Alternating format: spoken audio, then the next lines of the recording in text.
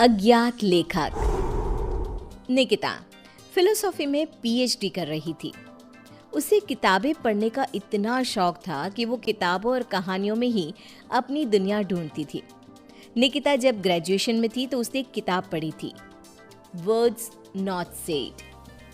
तब से ही उसे उस राइटर से एक अटैचमेंट सी हो गई थी। उसने राइटर का नाम पता करने की बहुत कोशिश की पर कुछ पता ही नहीं चला।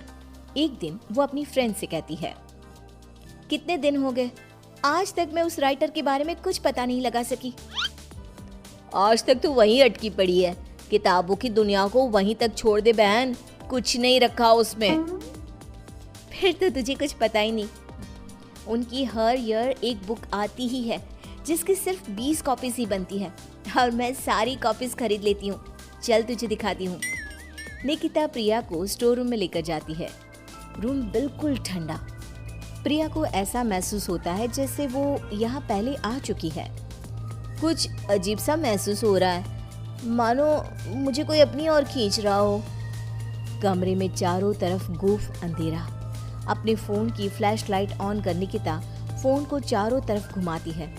हर तरफ बस उस अज्ञात राइटर की ही किताबें थी। सारी बुक्स को यहाँ छिपा कर रखती हूँ मैं, मेरे अलावा यहाँ कोई भी आता नहीं, इसीलिए इस बात की घर पर किसी को भनक तक नहीं है। ऐसा क्या होता है उनकी किताबों में कि तू इतनी दीवानी हो गई है उस राइटर की। निकिता वहीं अपने पास के सेफ से एक बुक उठाती है। उसकी धूल झटकती हुई उसका पहला पन्ना पढ़ना शुरू करती है। ठंडे बंद कमरे में टॉर्च की एक सीधी रोशनी के उजाले में वो दोनों मेरी लिखी किताबें पढ़ रही थी। तभी उसकी सहेली को अपने कंधे पर किसी का हाथ महसूस होता है। ओह, ओह! क्या हुआ प्रिया, तू चीखी क्यों? मुझे ऐसा लगा किसी ने मेरे कंधे पर अपना हाथ रखा हो। निकिता रुक तो, मैं देखती हूँ। निकिता हर तरफ लाइट दिखाती है पर वहाँ पर कोई नहीं होता। देख तो, कहाँ कोई है यहाँ? छोड़, तू कहानी सुन। फिर उसे लगता है मानो एक भारी सा हाथ उसके सर को सहलाता है। क्या फालतू किताब है, बंद कर इसे, मैं घर जा रही हूँ। दोनों कमरे से बाहर आ जाते हैं। क्या हुआ यार, तू ऐसे अचानक बाहर क्यों आ गई?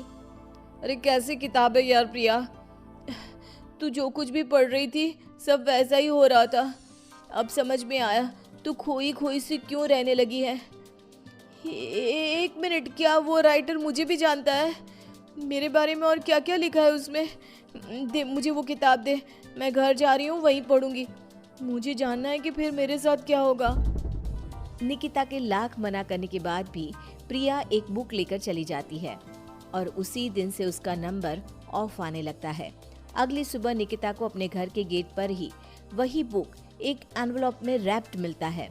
एक हफ्ते तक प्रिया की कोई खबर नहीं मिलती। निकिता किताब का पन्ना पलटती है जहां प्रिया के गायब होने के बाद टू बी कंटिन्यूड लिखा था। अब मैं नेक्स्ट पार्ट का वेट नहीं कर सकती। प्रिया मेरे कारण ही गुमशुदा हुई है, पर मैं क्या करूं?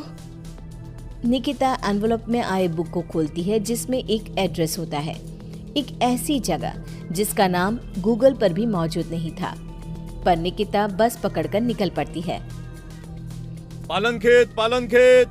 ये तो वही जगह है। मंजिल ने राही को ढूंढ ही लिया। निकिता जैसे ही बस से उतरती है, बस गायब हो जाती है। लगता है ये बस मुझे यहाँ लाने के लिए ही आई थी। निकिता रोड से जंगल की ओर बढ़ती है।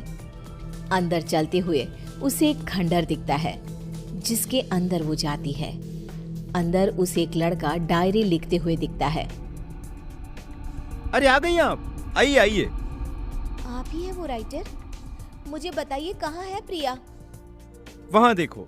निकिता देखती है कि दीवार पर प्रिया की तस्वीर लगी हुई है जिस पर हाथ चढ़ा हुआ है।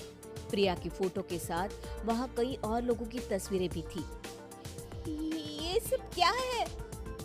मेरी कलम श्रापित है, मैं ना भी चाहूँ तो भी ये चलेगी। जिस किसी का जिक्र ये करती है उसे मार कर ही दम लेती है। ये सिलसिला शुरू हुआ था जब मैं 16 साल का था। एक नदी के किनारे मुझे ये पेन मिली। मैं इसे अपने कबर्ड में रख कर भूल गया। फिर एक दिन अचानक कबर्ड से लाल रोशनी आई मैंने उसे खोला तो पेन चमक रही थी और इसने लिखी मौत की दास्तां। मेरा सब कुछ इसने छीन लिया, सब कुछ। मैंने उसे खत्म करना चाहा पर नाकाम रहा। मैं सब कुछ छोड़कर जंगल में रहने लगा, पर यह तब भी नहीं रुकी। तो इसे रोकेगा कौन? तुम नहीं मरी। बाकी जिस किसी का भी इसने जिक्र किया उसको इसने निगल लिया। तुमने मेरी सारी बुक्स पढ़ी, उसे संभाल के रखा, पर तुम्हें कुछ नहीं हुआ। तुम ही वो मसीहा हो निकिता, मुझे बचा लो और इस खेल को रोक दो निकिता। निकिता पेन उठाती है। उसके पेन को पकड़ते ही एक औरत उड़ती हुई आती है और पीछे से उसे लिपट जाती है। उसके शरीर से खून बहे जा रहा था। खुले बाल, झुर्रियों से भरा उसका चेहरा बड़ा डरावना लग रहा था। मेरी गोद में बैठो निकिता, आओ ना। नहीं, बहकना मत निकिता, यही है पेन की मालकिन, रूहें खाती है ये, इसकी बात मत सुनो निकिता। लिखो निकिता, फिर वो लड़की खुद को मार देती है। निकिता पेन उठाती है और लिखती है। करण उछलकर दूर गिर जाता। फिर वो लड़की खुद को मार देती है। निकिता पेन उठाती है और लिखती है। करण उछलकर दूर गिर जाता है। आंधी तूफान चलने लग जाते हैं। दीवार पर टंगी सभी तस्वीर नीचे गिर जाती हैं। जिस चेयर पर बैठकर निकिता लिख रही थी वो उड़कर दीवार से टकरा जाती है। मैं जिंदा हूँ? निकिता, तुमने ऐसा क्या लिखा था? और कालिंदी की आत्मा पेन के साथ ही खत्म हो गई। ये लिखकर मैंने पेन की नींव तोड़ दी थी। दोनों उस हवेली से बाहर आ जाते हैं और हवेली गायब हो जाती है।